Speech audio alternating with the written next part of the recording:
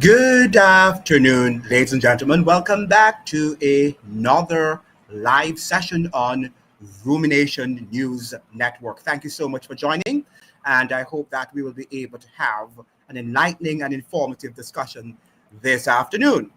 Now, we are going to be joined by Dr. Jamila Pear, who is professor of, I think it's anthropology at the University of British Columbia in Canada. She's Haitian American, and she'll be joining us hopefully on the live. She's attending a conference, and she's saying that she will try as best as she can to accommodate us on our discussion this afternoon. And we'll be looking, of course, at Haiti and Venezuela. Who benefits from Caribbean crisis? That is the title of our discussion for this afternoon's program. I hope that you'll be able to join the live and that you will participate in the live, and that when you come on the live, please like the live and share it with as many people as you can so that we can get truth out to as many people out there in the world. So we're going to be joined this afternoon by Jimmy Mapera. As soon as she gets here, we will begin the discussion about what is happening in Haiti and also in Venezuela. And if we can connect the dots between these two countries, these two very important countries. In fact, in Venezuela, they call it the Bolivarian revolution.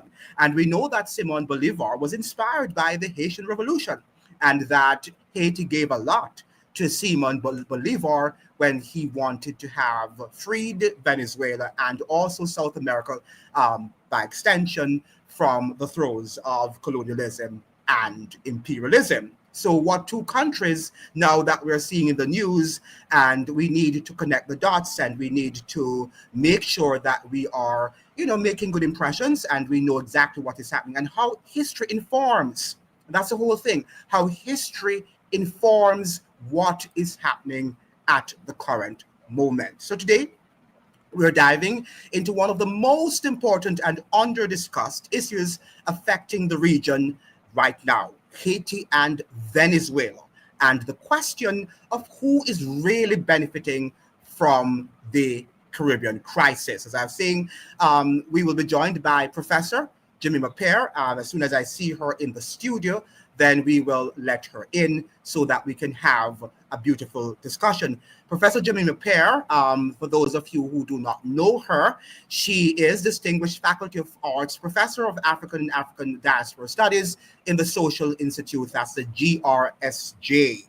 She's also a research associate at the Johannesburg Institute for Advanced Studies. So as soon as she comes into the studios, I'll give you more details regarding this very important Professor Jamila Pierce. So I'm looking for her. I hope that she will be able to make it.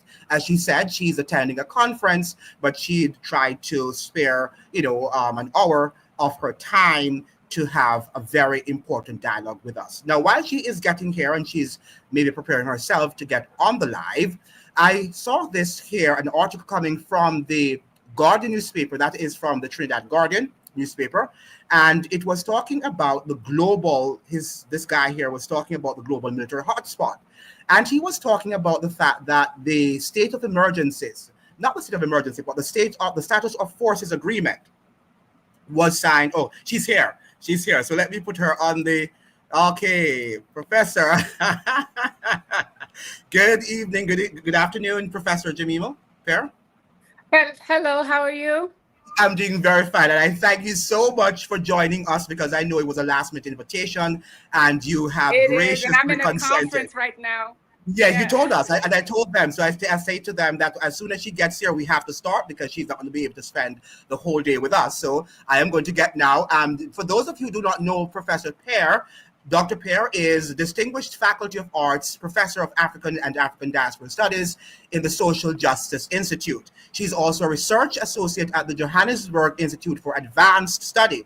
Trained as a sociocultural anthropologist in the African Diaspora program at the University of Texas, Austin, her research and teaching engages with Africa and the African diaspora across three broad areas of inquiry. First, the relationship of political economy to race, as articulated through capitalism, white supremacy and imperialism. Second, migration, transnationalism, and diaspora. And third, the ethics and politics of Western knowledge production and disciplinary formation. So, Professor, thank you so much for joining us. And Haiti is also in the news again. Well, it has been in the news since 2018, right?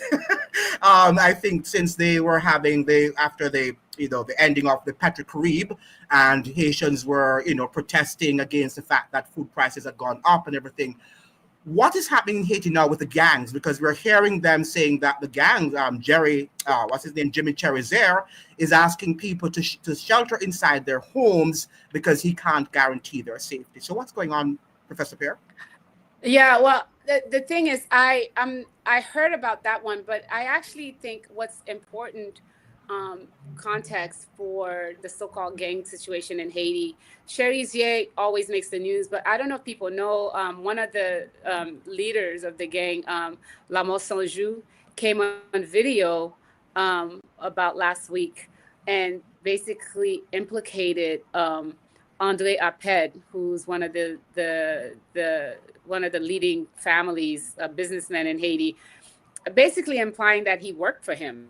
And that he came out and he said, I forgot what he said. He said something like, he said that if they don't talk to him, if they don't come and talk to him, they stormed the factory, and they said that if they don't come and talk to them in 2 days, they will reveal what they've been doing. And then they storm a factory owned by the businessman Andy Aped and Charles Baker, who's another businessman. Mind you, Charles Baker's a white man. I have to tell you, these are the light-skinned white Oligarchs. elite. Yes. Yes. And he basically, the gang leader said that they were his bosses and presented evidence that the site was actually a drug-making facility. And showed evidence of, there's a pit of bones of dead people that he's shown evidence. And basically what he's saying is that it's the elite that fund the gangs. And as soon as he said that, within a day, you had a major full-scale police assault on this gang, on this particular gang's holdout. And what that tells people is that if the police had all this equipment to go after the gangs, if the police can do this large-scale assault where they killed a bunch of people, and we don't know how many civilians get involved, because most of the killings lately have been police killings. People are saying, why is it's only after Andre Aped was and the oligarch was implicated in funding the gangs, but also apparently they're making cocaine in Haiti, that they make their money through drug trafficking, that the police did an assault.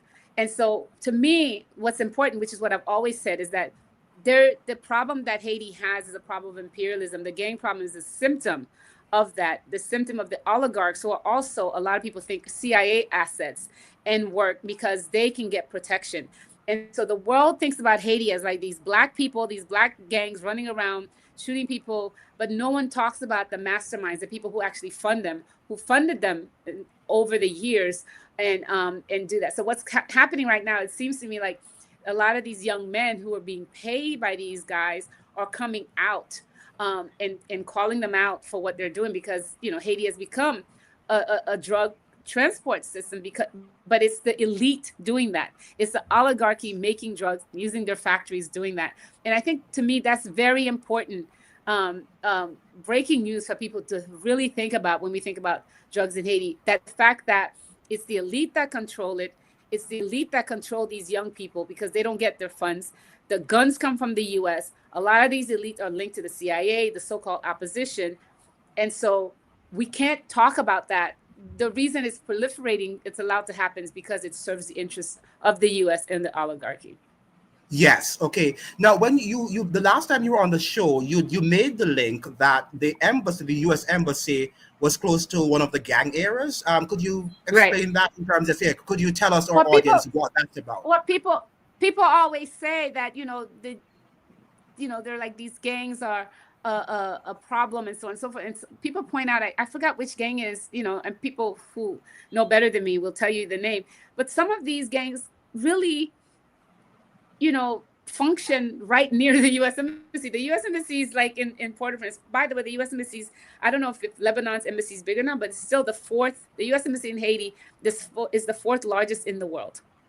And we all know, if you don't have somebody says, if there's a coup in your cities, if in your countries, because there's a U.S. embassy there, right? Because we know the role of the U.S. embassy as CIA. But so a lot of these gangs, so-called gangs, are active very near the U.S. embassy. The U.S. knows what's going on in Haiti. Nothing happens in Haiti without the U.S. knowing. So my point is, they want this chaos, and they push on this chaos. And the oligarchy work in tandem with the U.S. because what they want is the access to the control of Haiti's resources, human and natural, right, and material, right? So they want that, Yes. and they want to keep Haiti in chaos, because for them, it's not necessarily like, it's having power, but also creating chaos so that there's a vacuum, so that people can never come up and rise up like the Haitians used to do, used to protest all the time. But now they're being terrorized by a small group of people who are heavily armed with arms coming from the US. Yes. Now, how can we tie now what is happening in Haiti to what is happening in Venezuela? I don't know if you know, but recently the DR, that's the Dominican Republic, has had their new ambassador is an ex-CIA agent, as it were, Who is it and these days? I forgot her name, but you can see that everything is here tied, right? That they're sending to us now an ex CIA agent. We see the war on the Caribbean, the fact that the DR and Trinidad are playing a very important role in terms of going after Venezuela. So I can't but make the connection, and I wonder, what do you think about all of these developments? Well, I think it's linked to broader. I mean, the Haiti situation has always been an issue, and I think that's separate. But now it's always been, because it's not just Trump, right? Trump's, I think, foreign policy has shifted, right? Like the reclaiming of the Monroe Doctrine, because they failed in Europe, like in terms of getting, bringing down Russia, and they wanted to try and get out of they failed with Yemen, right? Yes. And so Yes. things like that, and then there's a uproar within Trump's MAGA base, right? People who are anti-Israel, people who are anti-genocide, anti-Israel, and people who want to stay the course. And I think they're trying to consolidate power here. But we also think about like the oil situation and the natural resource situation, and the need to have access to that, because the U.S. is losing out to China, right? It's Hmm. losing out to China, in every way possible, right? In manufacturing, in AI, whatever they want to call it, they're losing out. So they want to consolidate their role. I think Haiti has always played a role, because people don't realize this, Haiti is the laboratory. Like when people are Yes. talking about the UN as the United Nations Security Council vote for Gaza, which was a complete, basically using the United Nations to whitewash a genocide and to keep occupation going, right? Um, and and but people are like, oh, the UN is dead. I'm like, have you been paying attention what the UN has been doing to Haiti? Because the last, even now, having mercenaries under Chapter 7 UN deployment, they call it a mission. The latest thing to Haiti, what they're doing to Gaza. If you are paying attention to what's Yes. going on in Haiti, you would know that what the UN does is run cover for the US, including Hmm. having China and Russia abstain, right? So so Yes. so we have that. And I think so Haiti has always been a laboratory, a way to control. And I think they can't find way to control Haiti. Ever since Aristide won, they thought that they knew that they could never allow free and fair elections. So they have to install a puppet. People won't allow that to happen. People kept protesting and protesting. So what do? You expand the arms distribution, you fund the gang problem, and you create that. So then you have the space where then now you have to have a military site. Now remember, Haiti is very central. It's in the Windward Passage, right? Yes. And so then it gives you quick access to the Panama Canal and to the Middle East, but it also allows huge boats to go by. And so I think Haiti then becomes their solid ground, a place in chaos that they can keep in control. Remember, Eric Prince, the mercenaries in Haiti, bringing in military grade weapons. And so I think all these things are connected, because I think they want to have like a militarized region. And Venezuela, of course, they need, because it has the most oil in the world, and they need to have access to that. And they also think that once they drop, so it's ideological, but it's also really economic. they think that if they get rid of Venezuela, Cuba will fall, Nicaragua will Yes, fall, and Nicaragua. any Hmm. kind of like leftist, socialist leaning thing will be gone. And so Hmm. that I think that's part of it. But I do think the militarization started with Haiti. And we have to Yes. remember that. And the last UN vote, because at first they were saying, oh, let's get somebody else to do it. But the fact that you see the US is willing now to bring its military, even though it still wants to use proxies, right? So he wants to use Guyana and Trinidad, right? But it's also like the US is losing out and it wants to assert something. And they think these small countries are ways to go in and try and do it. And Well, I don't think they're reading the tea leaves, to be honest, to see what could yes. happen to them. Yes, what really comes to mind now, Professor Perrin, I'm sure that you're thinking about these things because so many things are happening. We're suffering from information overload because every day Yes. there's a new crisis. But the fact is that Trump is now suggesting that he's trying to make a deal with Ukraine or with Vladimir Putin to stop the war in the Ukraine, right? But what is worrisome for me is that in Quantico, Virginia, he went there and he and Pete Hegseth, the Secretary of War, suggesting that the war is now home, that they're going to pivot to Asia and maybe Europe and bring the war home because the enemy is within. I am wondering if he's wrapping up that war in the Ukraine to focus on the region here in the Caribbean and Latin American region, to militarize the region and to bring home the war on terror here to the region. What do you think? No, I think that's definitely part of it. I don't think the war in Ukraine came out the way that they wanted it to win. And I think the truth is they wanted to bring Russia to its knees, and they're still running propaganda as if Russia went to war against the entirety of NATO, right? They kept bringing all these arms and they still couldn't bring them down, right? And I think that it's an embarrassment for them. So they don't want to say we lost the war in Ukraine. They just want to be like, oh, they act as if they were not co-belligerents in that war against Russia, right? They arm Ukraine. They're the ones that did the coup d'etat in Ukraine in 2014, right? And changed the presidency of the Ukraine. People don't know this because the propaganda is so much, right? But I think they've lost out on that. But I also think they've realized that they need more time to come back to China because their biggest thing is China, right? Yes. They think they wanted to like get rid of Russia. They tried to get their puppet Israel to get rid of Iran. That didn't work, right? Yes. And then they thought, Russia, Iran, and then we get to the big enchilada, which is China, right? And so, but they also realize that they're behind in China. They also realize with Russia that they're also going through their weapons, their weapons stock very Hmm. fast. The U.S. Manufacturing, they don't have the capacity to match Russian and Chinese manufacturing, and so I think they want to show that they have a win. I think, and I do think the military they want to show they want to consolidate the power, stay in this area, in order to expose strength because U.S. power is waning. Right. And so they want to use us and think that it's easy to do that. And I do think it's going to mean a lot of pain for us. I mean, look, people don't talk about that. There's a helicopter that went around Haiti and shot up a boat and killed everybody. Like, I don't think that Wow. made the news. No, could Yeah. you tell us about that? Didn't hear about that. Is it, where is it? Near Leogan, there's a ship, a boats, and a helicopter showed out of nowhere and shot everybody dead. And nobody knows where the helicopter is coming from, who the people on the boat were. And so I do think, one thing I think about and how things are connected is the genocide in Gaza has enabled the West to basically normalize mass killings, right? Yes. And so the whole world can watch for 2 years as babies are being blown to bits and people being killed, and it's just normalized. And so now they're blowing boats out of the water and the whole world is just watching. And I Hmm. think it's going to be very brutal for us, and Israel is like the US's little little rabid dog, right? It does what it needs because its empire is a little puppet, right?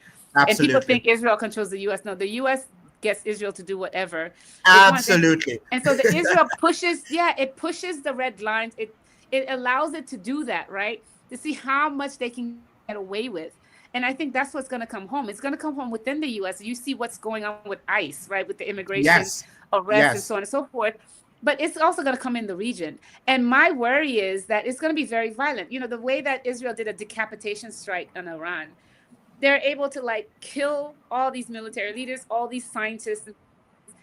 Israel's been killing leaders left and right. Why isn't the world in outrage? Europe didn't say a word. And I think they think now that Israel has done it, the US can do the same thing to Maduro. And then from Maduro, they'll go to like Cuba, and then they'll go to Nicaragua. And then those are three states that they need to worry about, because all these others are puppets. Let's be real, in the Yes, Caribbean and yes. Latin America. Yes, and it's the war is already here because we've had how Yes. many deaths so far? 83 deaths, having shot at 21 or more speedboats, right? So the war is here, and what I'm suggesting, Professor Pierre, is the whole matter that if it's indeed against China, China is not in the well. China is in the United States, right? They have a they, yes. In fact, yesterday I was reading an article in which they're saying that many of these private schools in North America, in the United States, are owned by Chinese.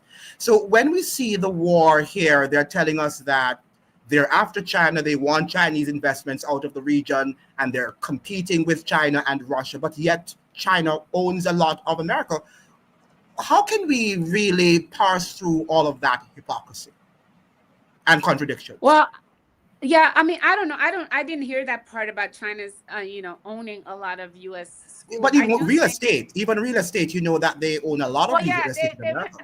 because they own a lot. I mean, they have a lot of U.S. dollars, and and that's the other thing we have to think about too. They've been de-dollarizing very fast, right? They've been Hmm. um they've been de-dollarizing very fast, trying to get rid of. They're very much entangled in U.S.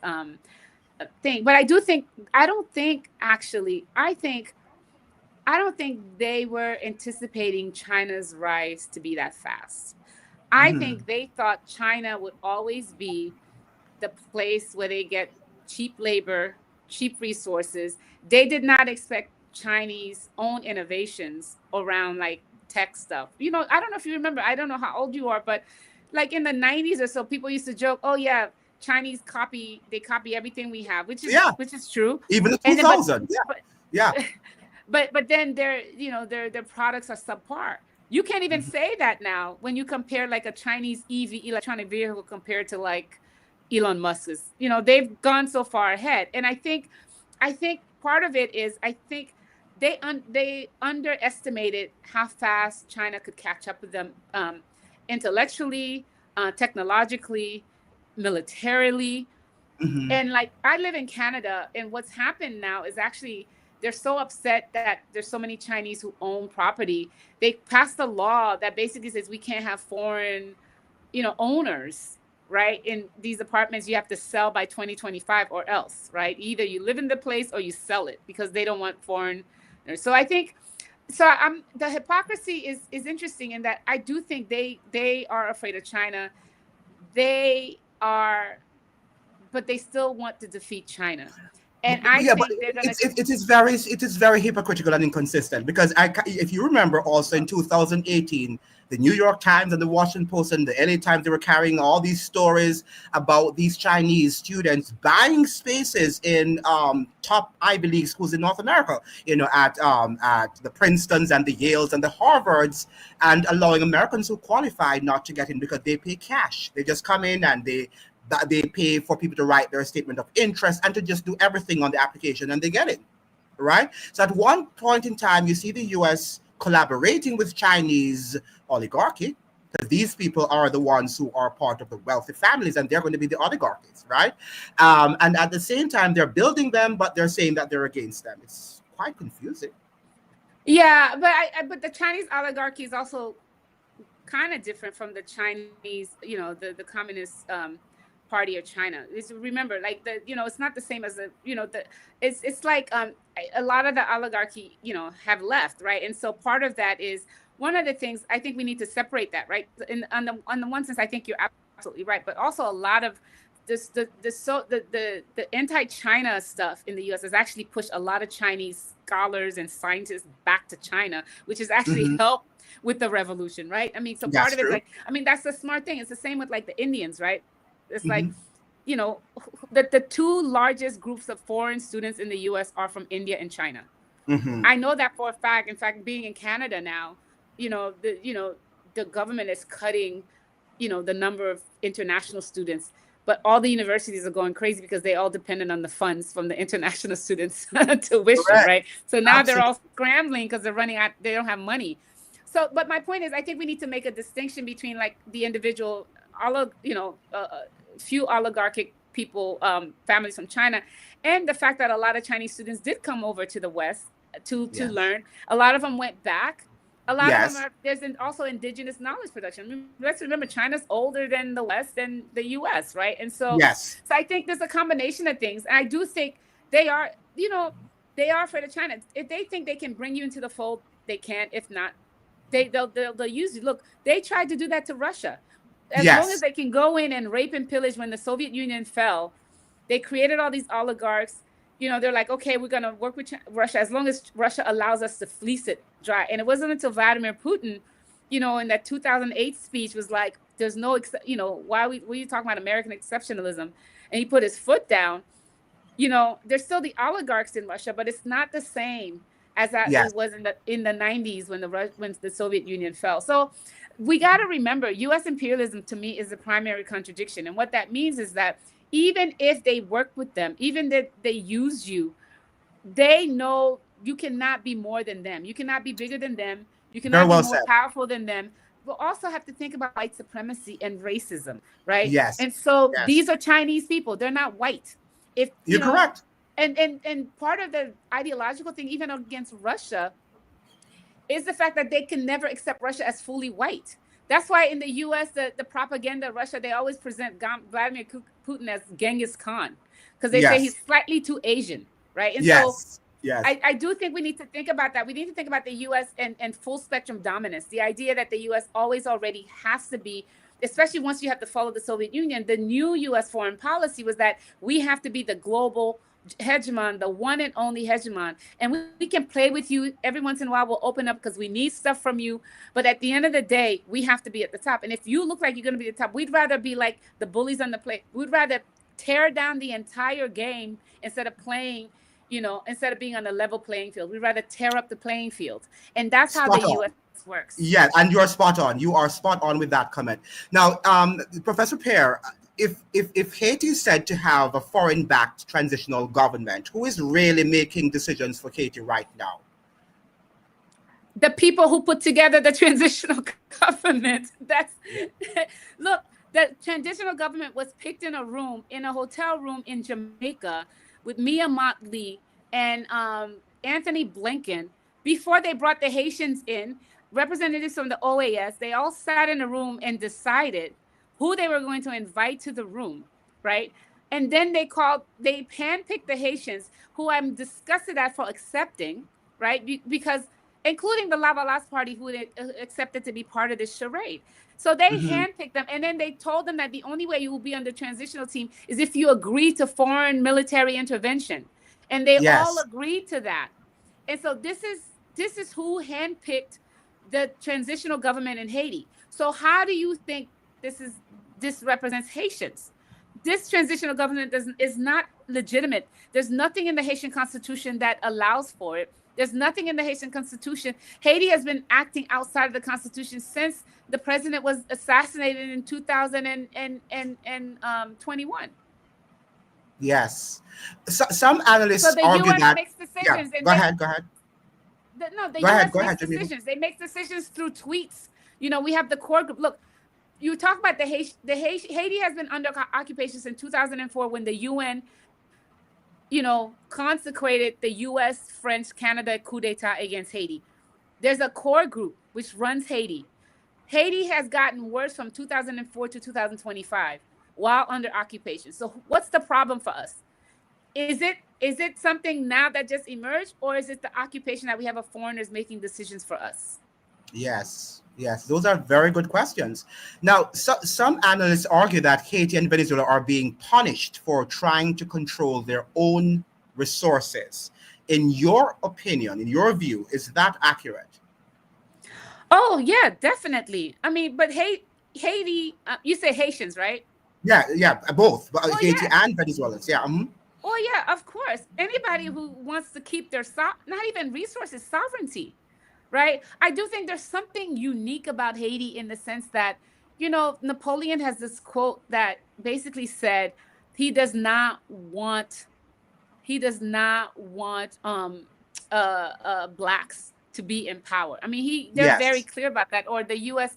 government is like, imagine that, the N-word Hmm. speaking French, right? So there's Right. something there's something deeply stuck in the European psyche of having lost to the Haitians in the Haitian Revolution, having lost to these Africans. Yes. So I do Yes.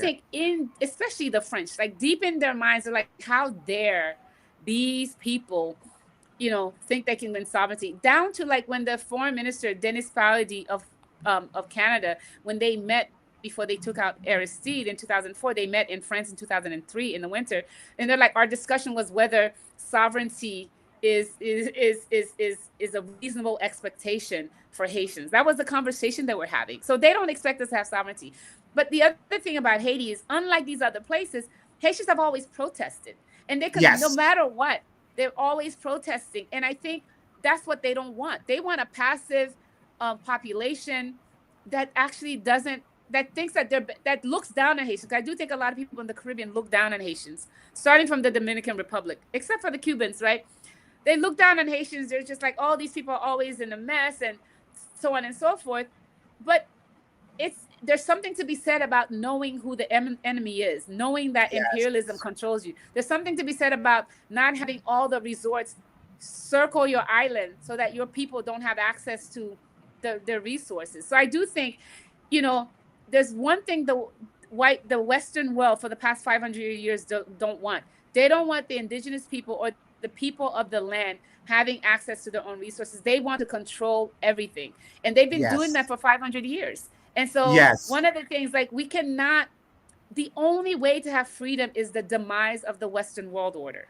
And that's what we need. And it's going to be, look, colonization was not nice. It was violent. And decolonization is going to have to be a violent decolonization. I know that This sounds right. crazy, but Yeah, absolutely, you're correct. This comment somebody who commented here. Bill Clinton and his wife are alleged owners of Haiti. Could you respond to that? well, I mean, everybody knows. One of the things that interesting to me, like when the West talk about corruption, they only focus on like African states, people in the Caribbean and so on and so forth. To me, Bill Clinton and Hillary Clinton are the biggest gangsters there are when it comes to like foreign policy. Remember, Clinton sat there and laughed about how what they did to Gaddafi. Yes. Hillary, but Hillary is a gangster too. She flew down to Haiti and changed the election results in 2010 and put in, Michel Martelly as president. And Hillary Clinton's brother, got one of the first mining licenses in Haiti, even though he was not a mining person. I hear that Clinton was behind like some of the hotels, all that money that was raised after the earthquake. The Clinton Foundation made out like bandits, right? In Yes. Haiti. Yes. So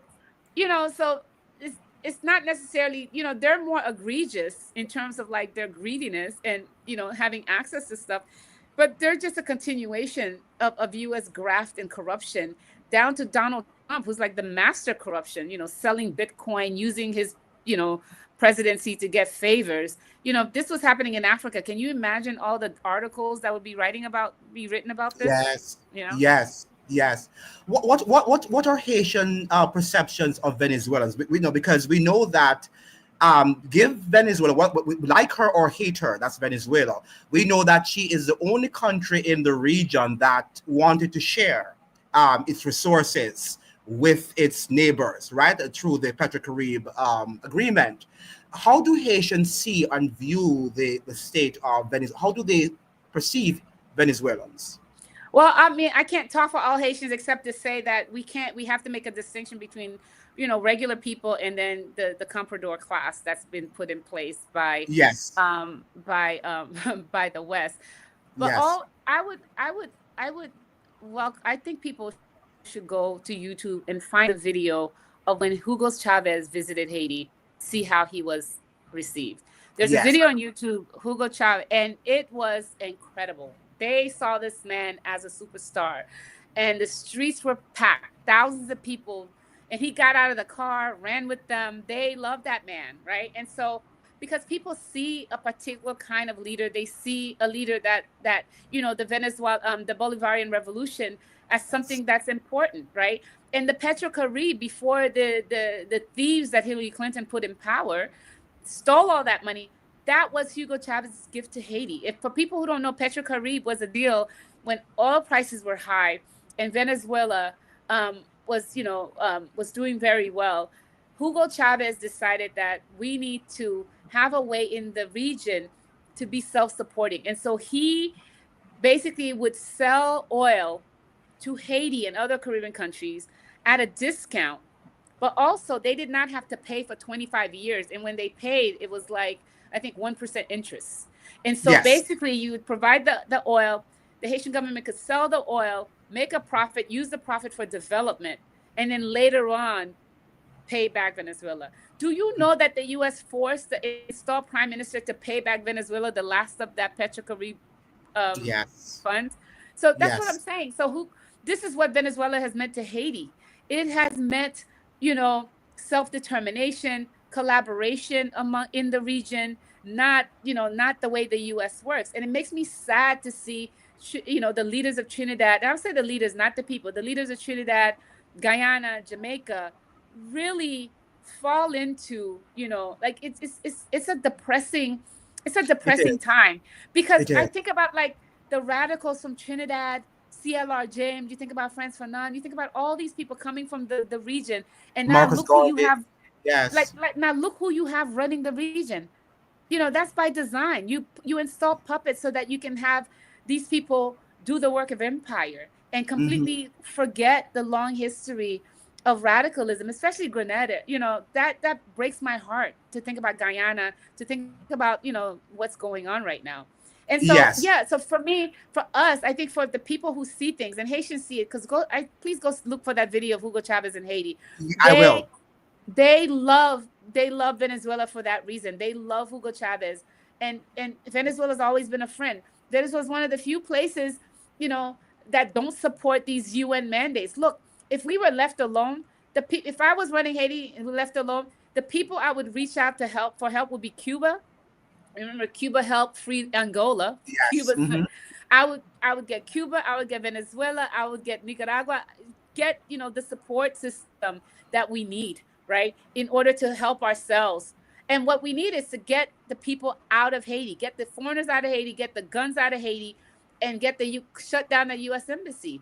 And get rid of all these NGOs. That's what we need. Yes. In fact, that's what Yes. all you guys need. That's what Trinidad needs. That's what Guyana needs, and that's what No, you're Jamaica needs. correct. You're correct. But we have a bully to the north who is suggesting otherwise, right? Now, when Well, we that's look but at that's the problem. When I talk to Haitian intellectuals, they're like, "Well, you got to deal with the U.S. because they're stronger than us." I'm like, see, that's a defeatist provocation. We got to remember, I tell people this, like when when the Haitian Revolution came, no one thought it would, right? When people were fighting, you have enslaved Africans with very little. They had nothing. There was nothing written. No one knew what would come out. And look what happened. You're able to defeat the most powerful army in the world at the yes, time. Look at Yemen. yes, Yemen got yes, the US running. Like, it's like we have to think about these things. And we have these cowards for leaders. If you're they're not correct. installed, they're cowards. They all go to these leadership forums. They all have their degrees from like, an MBA program in the US and so on. And it's just like it's indoctrination It is. in the neoliberal capitalism, but also a loving of the West, who we should call regimes because they're gangsters. The biggest gangsters are the Western countries, the Western Absolutely. leadership. Yes. And talk about disaster capitalism. We have Jamaica now in the midst of a hurricane, aftermath of Hurricane Melissa. We have also Venezuela in that position. Trinidad is also, the citizens, they're anxious. They don't know what is happening. Kamala is not telling them what really is going to happen. And they're anxious because if there's a war, then they are going to be also affected. So we're seeing Well, the the entire, citizens need to get up. Yeah. yes, go ahead, Jamila. Well, I think the citizens need to get up and demand more from their governments. I'm They're in a like, state why of are there protests in emergency. the streets? Huh? They are in a state of public emergency. Do you know that's what they Oh, that's did why you can't before all protest. of that? Right, right. Before she came into office, Trinidad has been in a state of public emergency, I think, since the start of this year. even before Right. Kamala became prime minister. So I Because of the think they violence or foresaw. just as a pretext? I just think that they foresaw all that was going to happen. That's my take. And then they say, let us put these things into place that if they should or if they do want to protest, they can't because they're under discipline. Right, right. That's what I'm thinking that happened because it doesn't make any sense for them to be having the state of public emergency now. So we see all of this disaster capitalism. So it makes us believe who's really running the show. That Right. But that we that know is who's running the show. And yeah. the truth is, imperialism does not work without the compradors. Like, you Yeah. cannot, you always need the help. You always need the help of the people of certain class within the people that you're terrorizing in order for you to get the work done. Right. And Mhm. so part of it is like, they set it up. Look, you got to give it to them. They're very meticulous. Like, people say empire is a bumbling empire. It's not a bumbling empire. They're very particular. Look, it took them 15 years to bring down Syria. In the Yeah. meantime, they put sanctions. They sent in Wahhabi jihadists. They sent in all kinds of stuff. And now what? And they sabotage. Look at the refinery that blew up in Venezuela yesterday Yes. or the day before. That's CIA sabotage. Let's be real. This is how you do it, right? And then they pay off people. That's what they did in Syria. Pay off military people. Remember, they tried to get the pilot from Venezuela to fly to fly Maduro somewhere else so that they can arrest them. So they're very, they do what they need to do in order to get the difference between Trump, which I think is actually good, is that he doesn't hide behind that stuff anymore, because Correct. Biden was doing the same thing, Obama was doing the same thing. Trump is just raw racist, white supremacist US power. He's the emperor with no clothes. He just shows us everything. And that's And what we want. I mean, that's what we yes. want, because people need to see that, because people were sleepwalking under Obama when he was grabbing executive power in the US to kill people in the Middle East. He bombed Somalia more than any other president, but we were sleepwalking because he had pretty words and he was black. But when you have Yes. this white supremacist reclaiming power, raw power like that, I think it's very important for us to see that. And I think it actually helps our movement, for people to see how terrible things are and to see the nakedness of US power. And I think it actually will help us to like open our eyes and see, and the disaster capitalism, what Jamaica, I think, needs to learn is that the US has no friends. The US has people that it uses and then it throws you out like a washcloth. That's how the Correct. US use people. And so, do you think the US is going to give Jamaica the $9 billion it needs to rebuild? No. Not. It's not. And Do Haitians you have been think, telling oh, them. Haitians have been. I was reading a comment, and a Haitian says, "Be careful of the giver of gifts." And Jamaicans are, "Oh, we don't know. What are you talking about? Haiti's different." And oh, is Haiti different? Haiti is no different from any country. We know that we don't get the aid. But go ahead, Jamaica Pear. Go ahead. right. No, no, but it's true. And so it's like, how many resorts, how many foreigners make so much money in Jamaica? What are they doing? Right? The hurricane ravaged the rural areas. People lost everything. What are they doing? All these people who make all their money killing the Jamaican production, Yes. self sufficiency, right? Yes. Killing industry in Jamaica. They import everything and they dump all their feces in the Jamaican waters. They take over all the beaches. What are they doing? They're not doing anything. If anything, they have insurance to cover whatever they lost. So Yes. you do the bidding of empire. Jamaica sending, soldiers to Haiti for what? What is empire doing for you? Especially a dying empire. Why would you want to, hitch your horse to a carriage with no wheels? Yes. Oh, may you ask? You can ask your questions now. Miss Professor Pierre only has about 17 more minutes with us, so if you have any questions. But Professor Pierre, there was something also I was thinking about in light of, I don't know if you read the news. There was a story that came out of the political newspaper. You can't believe what you hear, but that is, we still have to read them. And in which this opinion writer was suggesting that he was speaking to some of Trump's aide, and that Trump wanted to negotiate with Nicolas Maduro, just like Aristide, to have him self-exiled, to be self-exiled, so to get him out of the country. Um, do you think that is exactly what may be in the works now? Trump wants him to leave office and just leave it voluntarily by exiling himself? It could be, or it could just be bluff. Remember, they said they were negotiating with Iran, and then they bombed anyways, right? Like Correct. it could, Correct. it could. I'm so cynical. I'm like, I think what's happening is, is that I think they're starting to realize Venezuela might be too much to take on. I think, Mhm. and I think, I think they were trying to scare Maduro to leave, to abdicate. I mean, to abdicate. Unlike Haiti, where they just landed and sent the U.S. ambassador just went to Aristide's house with the Marines and told him to get out, get his stuff. He's leaving. I don't think they Yes. can do that to Maduro. But I do think all the buildup is really to scare him to abdicate. To Yes. abdicate. And it might be that, I mean, they've been trying to say he has to leave, or telling him he needs to go to Russia, or you know that's I do think they're thinking twice about invading, because look, you can't invade a place like Venezuela with 10,000 troops. That's gonna be like Black Hawk Down on like 1,000 scale, right? So I do think what's happening is they want to scare him. They're doing the look. They tried the sanctions. It's the sanctions that killed so many Venezuelans, that pushed out 7 million Venezuelans. It's sanctions, and people want to hear that, because they did sanctions on Haiti too. People were like, "Oh, it's just a bad government," and so on and so forth. Look, they have the head of Al Qaeda that they put in charge of Syria come to the White House. The head of Al Qaeda, by the way, Jolani Guy al-Sharab, the head of Syria now. He was the head of Al-Qaeda. And what did the U.S. do? They removed all the sanctions off of Syria. The sanctions, sanctions are to get people so poor and angry that they get up and rise up against their government. This is what they wanted to do in Venezuela. They've been trying to do that since Hugo Chavez came into power, since the Bolivarian Revolution. This is 20 years making. And even though it's hurt a lot of Venezuelans, it hasn't taken down the Bolivarian Revolution.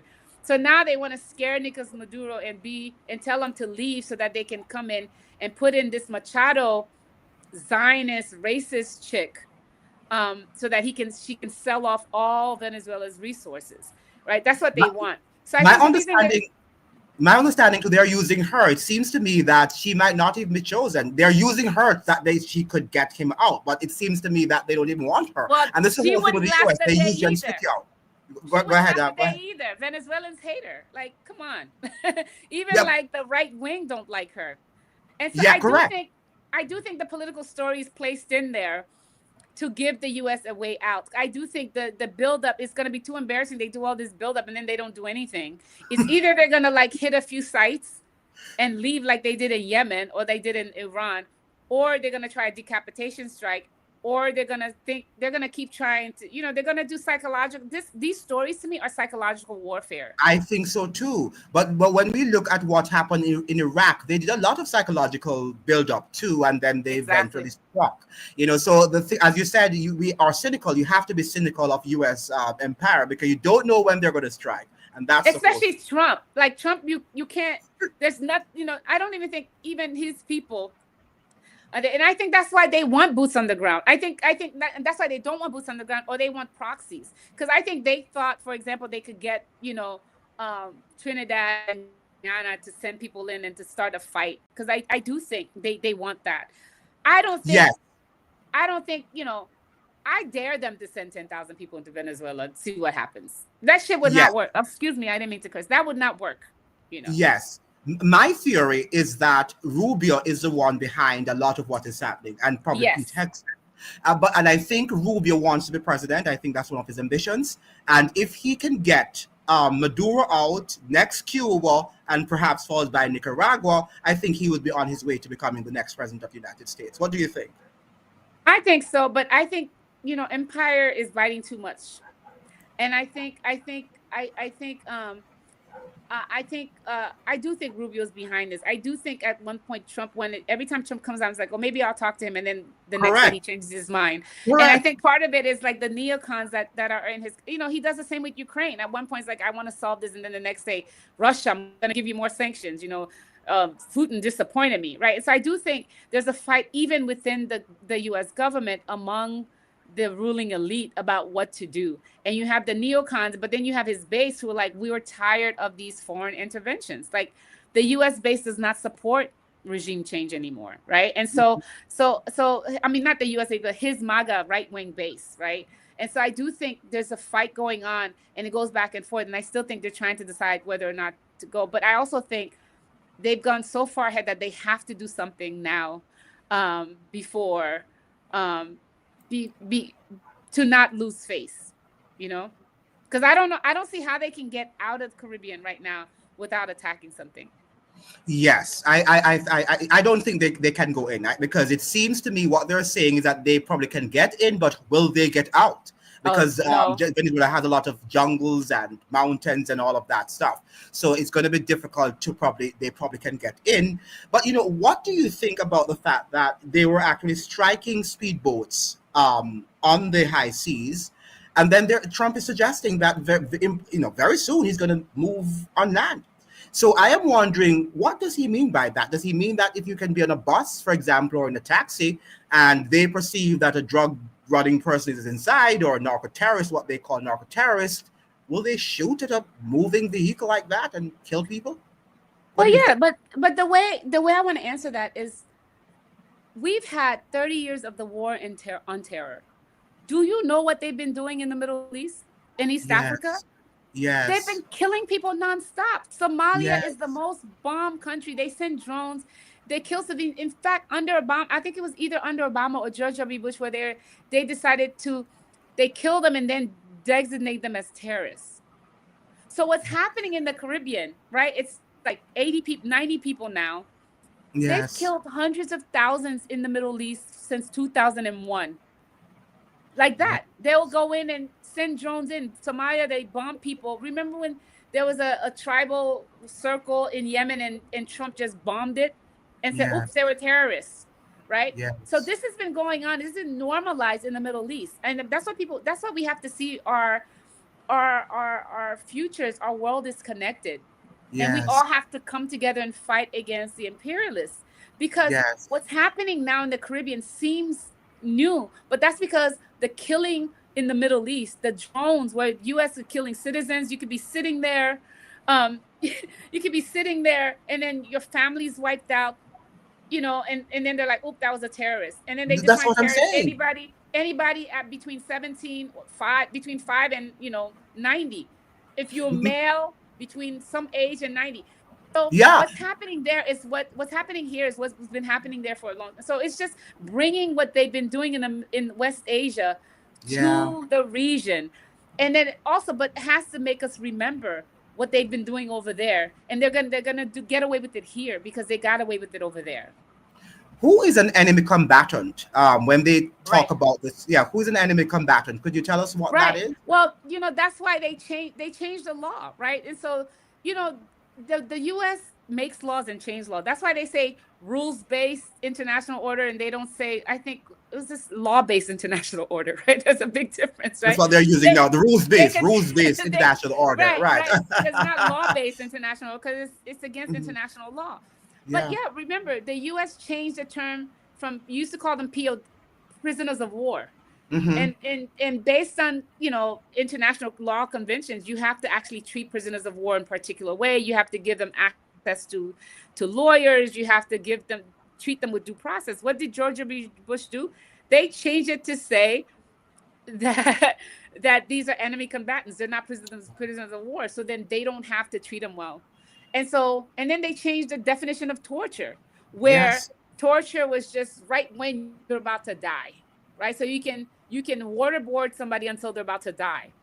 So they changed the definition of torture. So it's the same thing that's going to happen here. It's just they're gonna, I heard somewhere, and I'm sorry, I don't have the specifics, but they changed the law to basically say this is that the region is in a state of war or something. They labeled the region something. There was the U.S. lawyer changed the laws to make it seem like, so that when military strikes a boat, that it's in within Well, Kamala says that we're no longer living in a zone of peace. We're living in a zone of war. That is what they're right. And saying so, to us but they now. Yeah. redefine the region in a way to make Hmm. it seem like it's at war. So that when you Zone of strike, you're war. striking an enemy, right? Yes. You strike. So Yes. the U.S. law just changed to actually cover these boats, that these killings, that these extrajudicial terrorist killings that are happening by the U.S. I know we're counting down to 6 more minutes left. Professor Pierre, what I'm seeing in the Caribbean and perhaps the world at large is that people are so much taken up by Hollywood films that they are romanticizing wars, and they think he's going to come in and strike something and move out, but they don't understand the brutality, the effects of war, and what happens. The thousands of lives in Iraq, for example, 1 million people died during that invasion. What would you say to those to Caribbean people who think that the U.S. is playing a game and it's just coming here to, strike a few boats and strike a few homes or a few terrorists and leave? What would you tell them?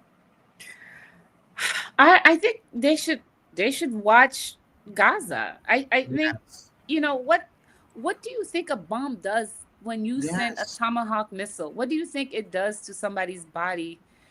What do you think it does when you bring down, the way that the Zionist terrorists killed Nasrallah, the Mm-hmm. Hezbollah leader? They Mm-hmm. dropped how many tons of bombs on an apartment complex that had hundreds of people just to get to this man who was deep, deep, deep underground. And Yes. all these people died. Like 1 million Iraqis. And they just dismissed that as Yeah. collateral.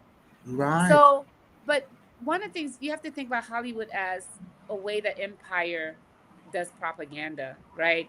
And it not only does it romanticizes U.S. power. Look at 007, right? The people love 007. He's a killer. He does all, 007, the movie 007. What's the Yeah, I don't know that movie, but yeah, yeah. yeah, it's like the masculine. He works for MI6 and he goes around the world and kills everywhere. Like all these people, like the born identity, born supremacy, all these things where they glorify these people Mm-hmm. that go and do extrajudicial murders and kill. So people have Mm-hmm. to think about what it means when the US invades and kills 1 million people and takes over your life. Yeah. What does that mean when you have occupation? Like Haiti, for me, more close to ground. It wasn't even bombs. It was like you have a military occupation that dumped feces where they had cholera, which ended up killing 40,000 people and sickening 1 million. There's so many parts of war. Who rebuilds? What happens when your children, like what happened in Haiti, where they went after these so-called gangs and sent a drone and killed 8 children as the drone just fired into a crowd, right? So let's look at Gaza because that's what war is. It means like devastation around, and it doesn't do anything. There's nothing good about war except for the weapons manufacturers making money because they get to try their stuff on you, but also US James Bond, that's what it is. Thank you. Also US coming in and basically maintaining its power, because the other thing is you bring down Venezuela. Do you think that's not going to spill over in Guyana and Trinidad? Do you Yeah. think you're not going to have a refugee crisis? Do you Yeah. think that you won't be next? Yeah. Remember, Saddam Hussein was working with the US when it Yes. invaded Iraq, right? And what happens? They come in back and take him out. So the Yeah. US has no friends. The US Yeah. has people it uses. But we should not play around with the idea of like having some kind of childish man who's arrogant and has weapons of mass destruction to come in and basically destroy our lives, destroy our children, Mm-hmm. drop bombs on our children. We should really think about what this means as people. We should never do the work of empire. Yes, yes, very well said. The thing about it is that we are not united around truth. I think many of us have different narratives. The narrative in Trinidad is that the crime rate is high and they need to get it down, or they need to eradicate criminal elements. So they are buying what Trump is saying, that he's sending the military in to clean up the mess that Trinidad has right now. And many Trinidadians, I'm sorry to say that, are buying that narrative because they're afraid and they are giving into fear. And as a result of that, you know, their Right. lives might change. Go But ahead, Miss. it makes sense, right? Because if you look at what news media do people listen to? They Yeah. watch CNN, World Service, BBC, and Voice of America. Who gives you your Yes. news? Yes. That primes the population to accept, you know colonization, of the mind, as well as the, you know, yourselves. But the other thing that you have to think about, you have to ask people, so Trinidad has a gang problem. Why isn't the UN having a meeting about sending a force to stabilize Trinidad? Very good. You have to think about like this, the hypocrisy of this. There was more crime and violence in Jamaica and Trinidad than there was in Haiti up until this year. Yeah. Why isn't the UN meeting about having a stabilizing force there? So the US uses whatever narrative it needs to get what it needs to be done. And that's what people have to remember. And the other thing is, we do need to go back and reteach our children. I think the school system is terrible. They think the US is a democracy. They think the US got independence, you know, to get rid of tyranny while it still had slavery. The US is Yes. a racist, settler, colonial, imperialist place, and it's run by gangsters. The West is run by gangsters. Let's remember how many millions of indigenous people they killed in this side of the world, how many Africans they killed and then enslaved. And so we have to demystify what the West is. And it's not a Yes. nice place. There's no way you get to this kind of power after 500 years of controlling the world. Yes, thank you so much, Professor Pear. As usual, excellent discussion, and we look forward to having you another time to discuss yet another interesting topic. Have a great Wonderful, time at your Andrew. conference, and we will touch bases. And you can tell us whenever you're willing to talk to us about any topic of interest. You know, Okay. our arms are open here. Okay, well, thanks so much for having me, Andrew. I really enjoyed this conversation. Thank you Bye, so much. everyone. Say bye bye. Bye bye. Okay, ladies and gentlemen, we are going to now. You can ask any questions because she's at a Professor Pear is at a greetings. She's at a conference, so she won't be able to spend all the time with us. Are there any questions that you'd like to pose to the discussion? Any comment? Greetings, everyone.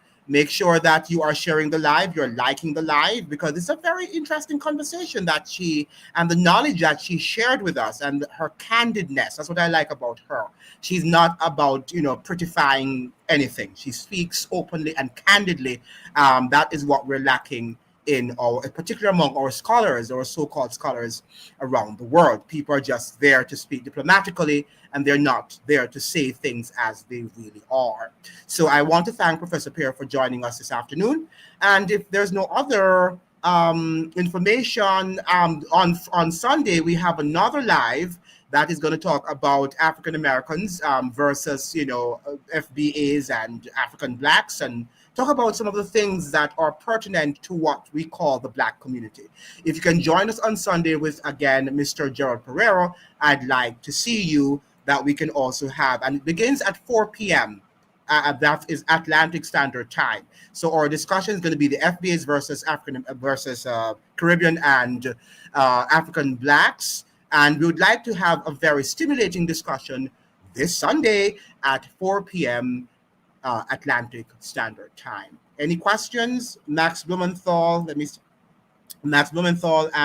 set the record straight, yes, in his interview with Piers Morgan and others on YouTube. Thank you so much. I'll go and Max Blumenthal is an excellent journalist, and I think his latest video was on the CIA's involvement in drug trafficking rather in the region. So yes, he's an excellent American journalist. Digital ID is already being rolled out. Where are you writing from? Flower Power? Where is that being rolled out in the United States? I don't like. Yeah, you don't like Max Blumenthal. I like him. Max is amazing. Yeah, I think that Max is amazing.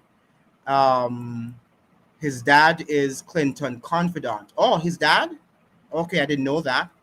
But well, the fact is that maybe his dad is somebody else. But for what I see of him, I can't know everything about Max, but when he presents his information, I think it's well done. So we can't always, connect people with their parents and their family members. Okay. Oh, it's Sydney. Okay. Danny, Danny, is it Haifong also? Okay. He originally pushed the what's this? The Assadist must go narrative. Is that Max you're talking about? That he pushed that narrative? Who are you talking about? Flower Power? Stephen Knight is saying, regardless of who has dad, is Max is good, right? Regardless of who he is, because again, we must understand our parents don't necessarily control us after a certain age. So maybe his dad wasn't all that of a great person. I don't know. I don't even know his dad, but I know that Max is an excellent journalist. Um, David Abdullah had an interview, yes, with Max. I watched it and it was very good as usual. I think Max is a brilliant guy. I don't know how he stores all that information in his head. He just spits out information and names as if he's not even, trying to remember them. He has an excellent memory and his critical thinking skills are out of the roof. Sorry, I've been following him for a while. Yeah, I understand, and we will have different. Maybe tomorrow I might not like him, whatever. Because as we grow older and we gain more information about people and stuff like that, sometimes our views might change. But for right now, I think that he's an excellent journalist. The truth is always revealed right in the end. Yeah. Hopefully, he's not what you're saying, Flower Power, because I would be very disappointed if Max is what I think he is, because to me he's an excellent journalist, and what he reveals requires a lot of courage and gumption to do what he's doing as a journalist, but so I really respect his work at the Gray Zone. Any other comment, question? Are there any Trinidadians in the chat? What do you think Rowley, that is Keith Rowley, do you think that's the former Prime Minister of Trinidad and Tobago, was he involved in would you say that what he signed as the State of Forces Agreement, the Status of Forces Agreement, was it to give the U.S. the permission that it has now to be, to be launching military warfare against Venezuela? Did that include it? I'm not sure, because that's what they are reporting in The Guardian this morning. On pairs, the others try to undermine Max, but he is, yes, I think that Max is brilliant. That is what I think. I mean, give him his credit. Even if he's not a credible journalist, he is a brilliant guy. We have to say that. Wow, what a brilliant guy he is. He didn't want to sign. So you're saying that Keith Rowley did not want, but he signed it. It's not about not wanting to sign. Did you sign it or did you not sign it? You were Prime Minister. Did you sign it? And that is what we need to find out. I don't know. So I'm just asking. That is why he was for. Oh, I see what you're saying. Now I got you. You're saying now that is why he was forced to resign. I will have to do some more research on that. Thank you so much for sharing that with me. That sounds logical to me. Now, it's amazing the member of nefarious activities Miss Motley is involved in. Yes, that is Don Shelley. You're Motley. Yes, Motley. Yes, correct. Dr. Rowley said that agreement never gave the U.S. any right to use our land to host wars. But what was he signing? Did he read it? Because sometimes our prime ministers and leaders don't read what the clause is within these agreements, and then they tell us, oh, they didn't know, when they really knew. So, well, I shouldn't say they knew, but they did not read, so they weren't aware of the things that they were signing to. Where we have bloodless coup, in my opinion. Yeah, I see what you're saying, because I was wondering why Dr. Rowley resigned the time that he did. So it sounds logical that it could be because he refused to sign the Status of Forces Agreement. Rowley, we're saying that Dr. Keith Rowley was forced to resign. That's the former Prime Minister of Trinidad and Tobago, because he, according to the person who is commenting here, he's saying that he was forced to resign because he did not sign. He refused, didn't want to sign the Status of Forces Agreement. That would have given the U.S. permission to have military training on Trinidadian soil in their quest to effectuate regime change in Venezuela. So that's what he's suggesting there. Okay, so any other comment? We can probably go now. Thank you so much for joining. Please share the live, ladies and gentlemen. You need to like it and share it. Good night. Yes, have a great night. We'll see you on Sunday again, okay, at 4. Bye-bye. See you. All the best.